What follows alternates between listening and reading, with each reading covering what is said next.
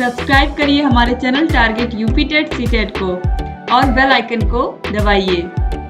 Hello friends, मैं रेनू स्वागत करती हूँ आप सभी भावी अध्यापक एवं अध्यापिकाओं का आपके अपने channel target UP TET CTET में। दोस्तों, आज की इस क्लास में हम पढ़ने वाले हैं आपके डीएलएड फर्स्ट सेमेस्टर के संस्कृत विषय के मोस्ट इंपॉर्टेंट बहुविकल्पी क्वेश्चंस की सीरीज में क्वेश्चन नंबर 51 से हम पढ़ेंगे। क्वेश्चन नंबर 50 तक ऑलरेडी हमने पार्ट 1 में कंप्लीट पढ़ लिया था। अगर आपने नहीं देखा है तो डिस्क्रिप्शन बॉक्स और कमेंट बॉक्स में आपको लिंक मिल जाएगी। चलिए स्टार्ट करते हैं क्वेश्चन नंबर 51 से।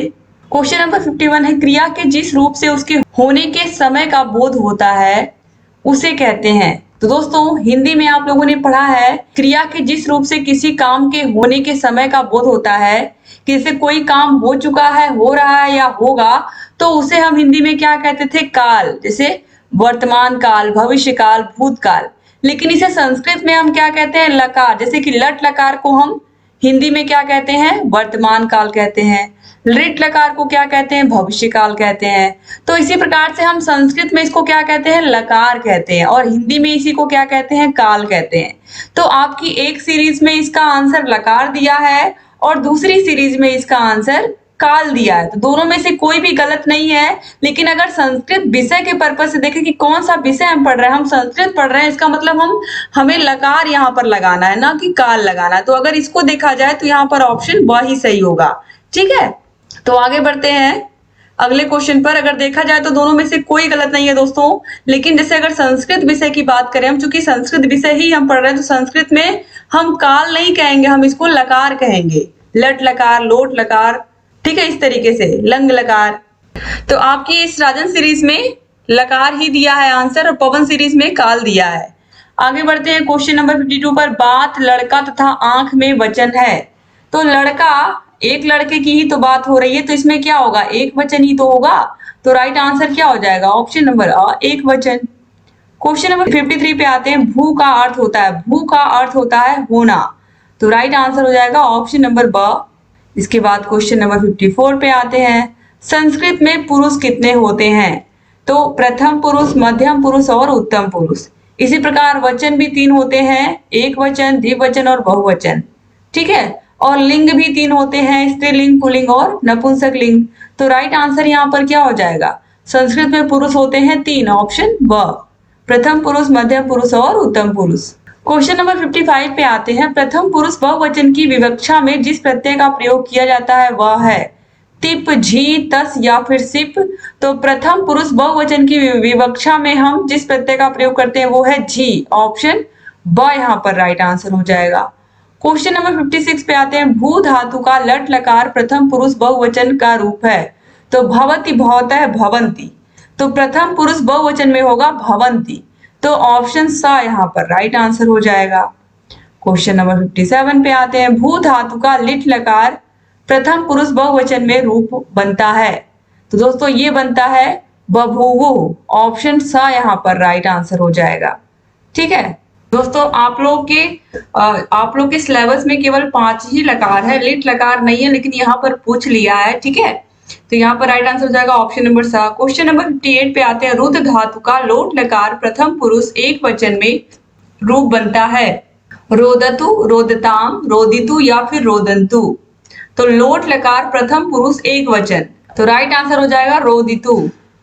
क्वेश्चन नंबर 59 है। दृश्य धातु का लट लकार के प्रथम पुरुष एक वचन का रूप है। तो पश्यति, पश्यतः, पश्यन्ति।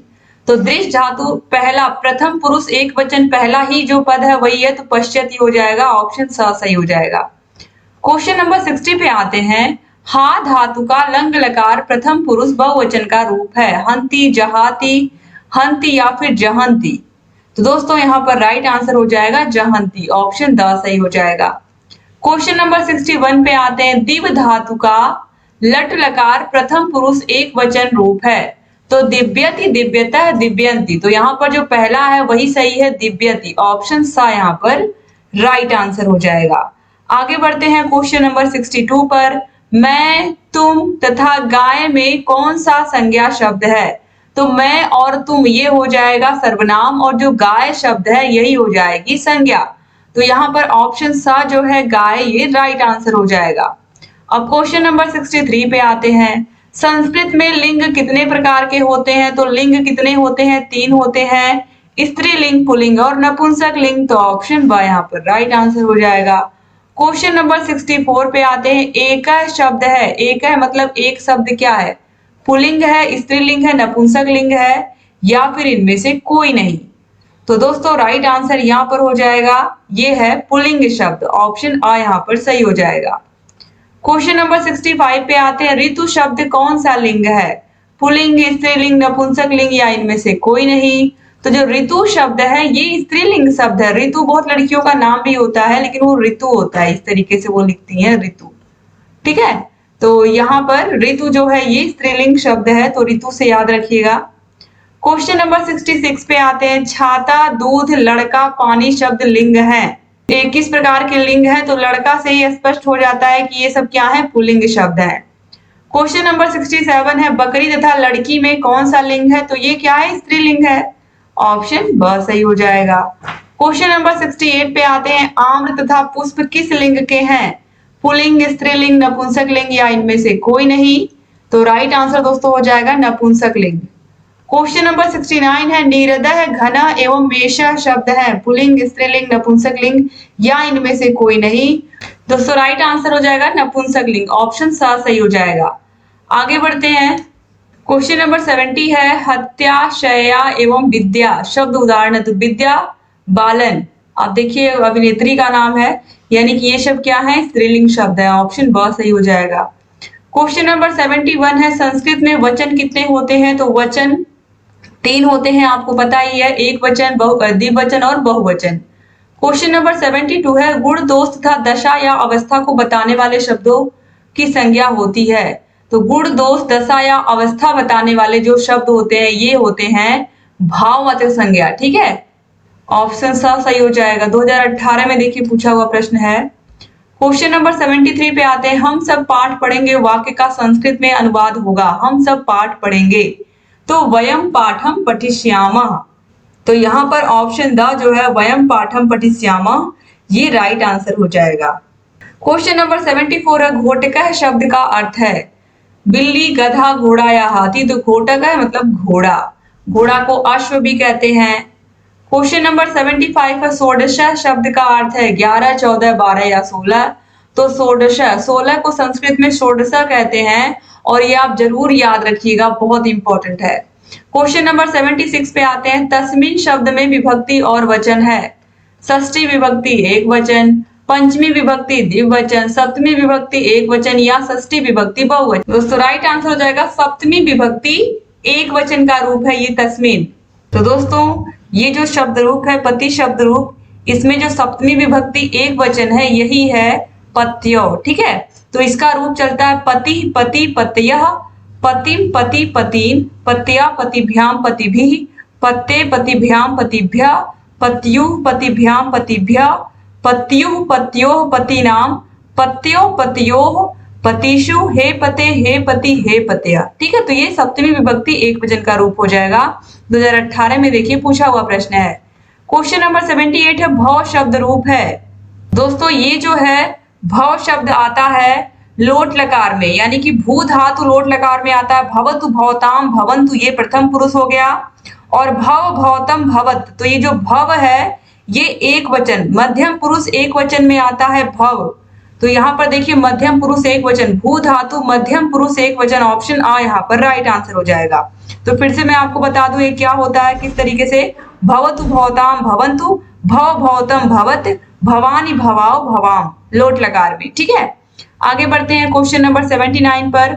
उकारांत पुल्लिंग शब्द है, इसमें से कौन सा? भानु, अणु, विष्णु या उक्त सभी। तो दोस्तों देखिए भानु यानी कि सूर्य को भानु कहते हैं, विष्णु, विष्णु भगवान है, अणु, तो ये तीनों में ही आप देखिए छोटा उ की मात्रा है, यानी कि ये तीनों ही उकारांत पुल्लिंग शब्द है। तो राइट आंसर यहाँ पर होगा उपयुक्त सभी, ऑप्शन द यहाँ पर सही होगा, ठीक है।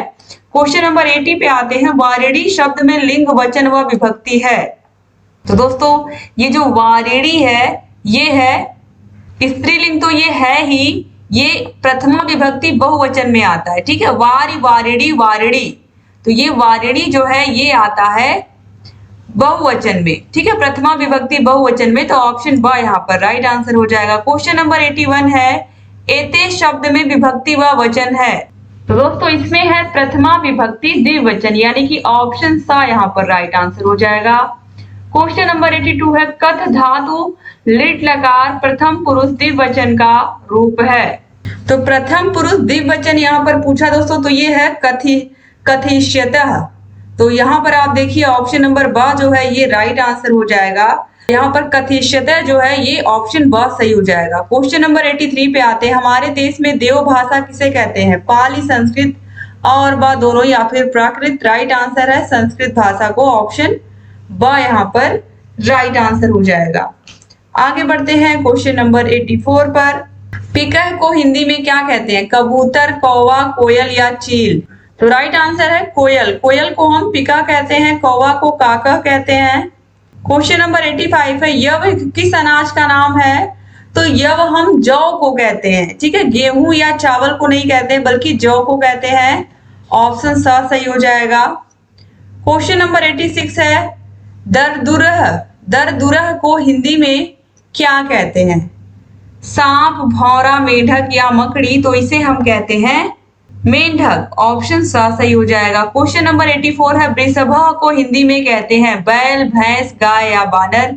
तो वृषभ को हम बैल कहते हैं, ऑप्शन अ यहाँ पर राइट आंसर। 2018 में देखिए पूछा हुआ प्रश्न है। क्वेश्चन नंबर 88 है सस्कह को हिंदी में क्या कहते हैं? हाथी, सिंह, खरगोश या घोड़ा?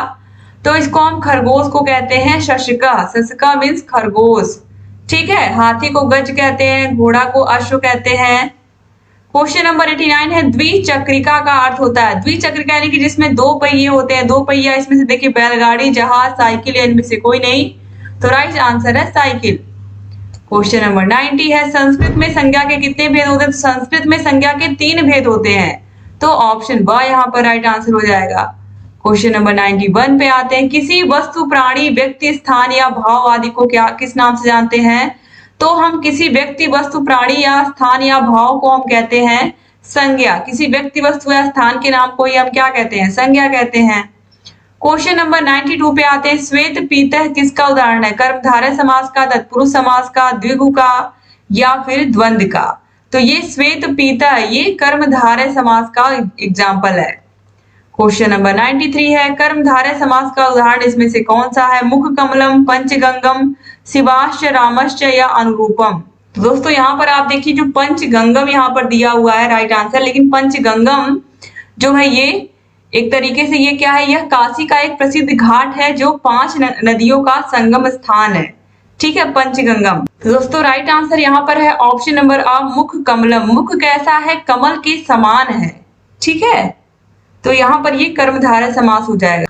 क्वेश्चन नंबर 94 है बहुत से पदों को मिलाकर एक पद बन जाना क्या कहलाता है? तो बहुत से पदों को मिलाकर जब हम संक्षेप कर देते तो संक्षेप का मतलब होता है समास करना, तो ऑप्शन ब यहाँ पर समास राइट आंसर हो जाएगा।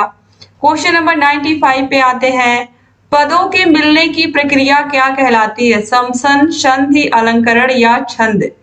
तो यहाँ पर राइट आंसर होगा समसन, ऑप्शन अ सही हो जाएगा। क्वेश्चन नंबर 96 है सछत्रम शब्द का अर्थ है छत्र सहित, क्षत्रियों की संपत्ति, क्षत्रियों की विपत्ति या क्षत्रियों का गुस्सा? तो सछत्रम शब्द का क्या अर्थ है? तो ये है छत्र सहित, ऑप्शन अ जो है यहाँ पर ये राइट आंसर हो जाएगा। क्वेश्चन नंबर 97 है दृश्यद शब्द का क्या अर्थ है? देखना, पत्थर, हृदय या चंद्रमा? तो दृश्यद शब्द का अर्थ होता है देखना, ऑप्शन अ यहाँ पर सही हो जाएगा। इस तरीके से जितने भी प्रश्न थे आपने सारे के सारे प्रश्नों को देख लिया, तो आपके राजन सीरीज के, पवन सीरीज के सारे विषयों के बहुविकल्पीय, सारे के सारे विषयों के अति लघु उत्तरीय, 8 के 8 विषयों के राजन सीरीज और पवन सीरीज दोनों ही सीरीज के सारे विषयों के बहुविकल्पी प्रश्न, सारे के सारे अति लघु उत्तरीय प्रश्न आपके फर्स्ट सेमेस्टर के कंप्लीट पढ़ा करके मैंने खत्म कर दिए हैं। अब आप सारे विषयों की तैयारी अच्छे से कर सकते हैं। अपने फर्स्ट सेमेस्टर के 8 के 8 विषयों के अगर आपको नोट्स चाहिए, सारे विषयों की क्लासेस, सारे विषयों की मास्टर क्लासेस, सारे विषयों के चैप्टर वाइज टेस्ट, सारे विषयों के प्रीवियस ईयर क्वेश्चन पेपर्स, सारे विषयों के राजन सीरीज, पवन सीरीज की पूरी क्लासेस, तो ये सब आपको मिलेंगे हमारे ऐप में। अस्तित्व एकेडमी ऐप का नाम है। हमारे डिस्क्रिप्शन बॉक्स और कमेंट बॉक्स में आपको ऐप की लिंक मिल जाएगी। तो thank you so much class को पूरा देखने के लिए। जहां कहीं कोई भी डाउट हो हमसे पूछते रहिए, क्लास को देखते रहिए। चैनल को अगर सब्सक्राइब नहीं किया है तो प्लीज सब्सक्राइब कर दीजिए। जहां कहीं कोई भी डाउट है हमसे पूछते रहिए।